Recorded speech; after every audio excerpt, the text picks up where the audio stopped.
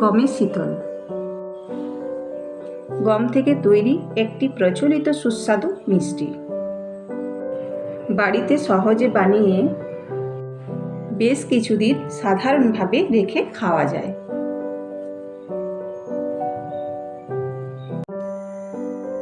Hello friends, welcome to my channel. আমি লতিকা আর আপনারা দেখছেন কুকিং ব্লগ বাই লতিকা। আমি গমের শীতল বানাবো, তার জন্য 400 গ্রাম আটা নিয়ে নিয়েছি আর 50 গ্রাম সুজি নিয়ে নিয়েছি। কড়া বসিয়ে দিয়েছি, কড়ার মধ্যে তেল দিয়ে দিলাম।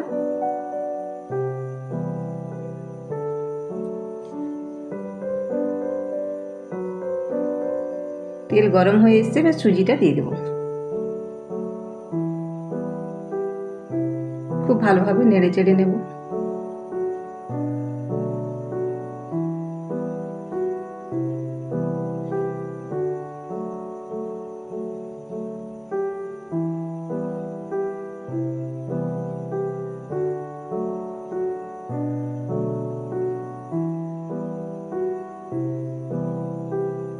লাল লাল হয়ে এসছে, এবার আমি ঢেলে নেব।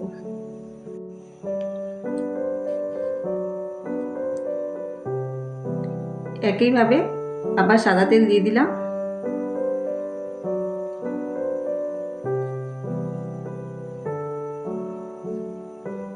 নাড়াচাড়া করে গরম হয়ে এসছে, এরপর আটাটা আমি দিয়ে দিচ্ছি তেলের মধ্যে।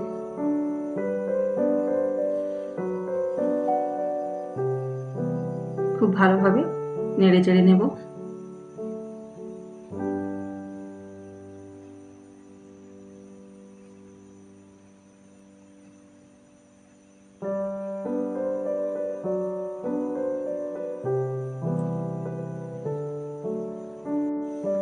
নেড়ে চেড়ে খুব ভালোভাবে ভেজে নেব।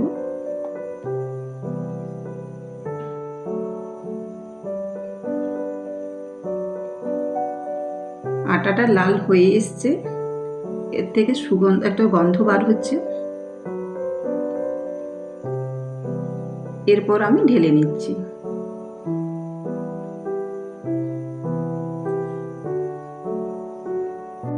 কিছুক্ষণ ধরে ঠান্ডা করে রাখা সুজি আর আটা একসঙ্গে মিশিয়ে নিচ্ছি।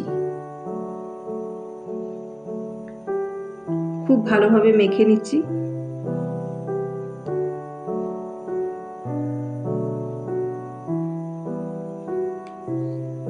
এরপর স্বাদ মতো লবণ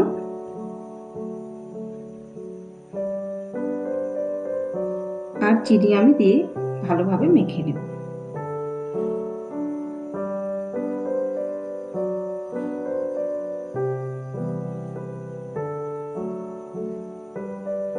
খুব ভালোভাবে মেখে নেব।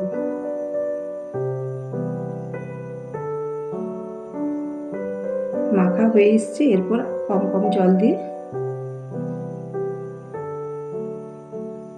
শক্ত শক্ত করে মাখবো। শক্ত শক্ত করে মেখে নিয়েছি, ঠিক এই বলের মতো, তারপরে আকার দিয়ে দিয়েছি।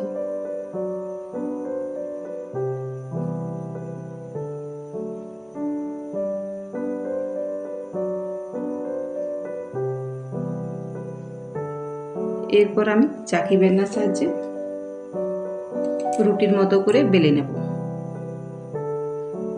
একটু মোটা সাইজের করব।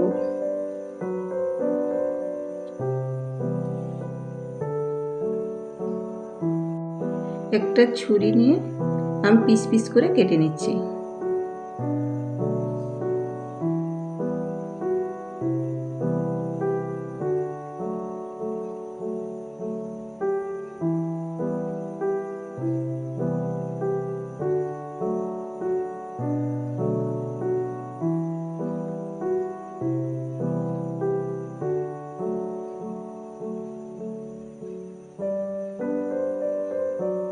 আমি এরকম শেপ করে নিলাম। এটা অনেক রকমভাবে করা যায়।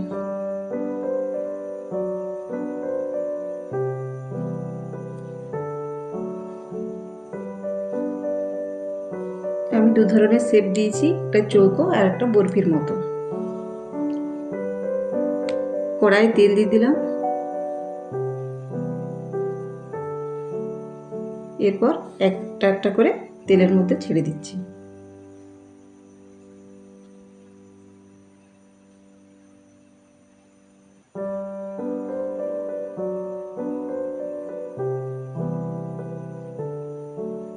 খুব ভালোভাবে নেড়ে চেড়ে নেব। জালটা আমি কমিয়ে ধীরে ধীরে ভেজে নেব। লাল লাল হয়ে এসছে।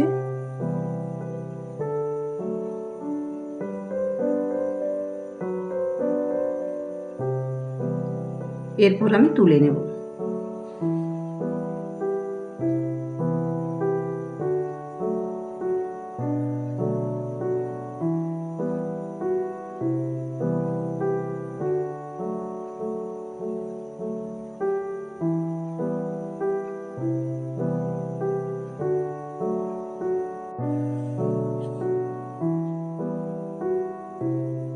একইভাবে বাকিগুলো ভেজে নেব।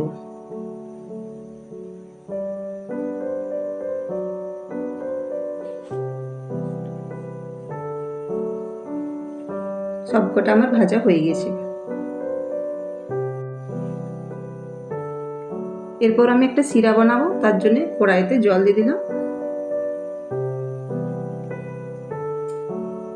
আর 200 গ্রামের মতো চিনি দিয়ে দিচ্ছি। শিরাটা কিছুক্ষণ ধরে ফুটিয়ে গাঢ় করে নিলাম।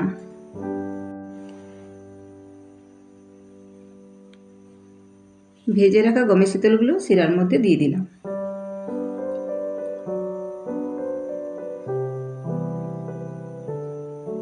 খুব ভালোভাবে নেড়ে চেড়ে নিব।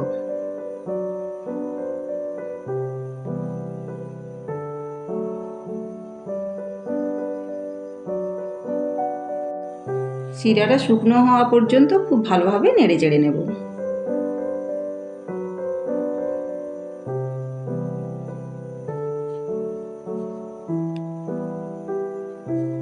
আমার গমের শীতল একদম রেডি।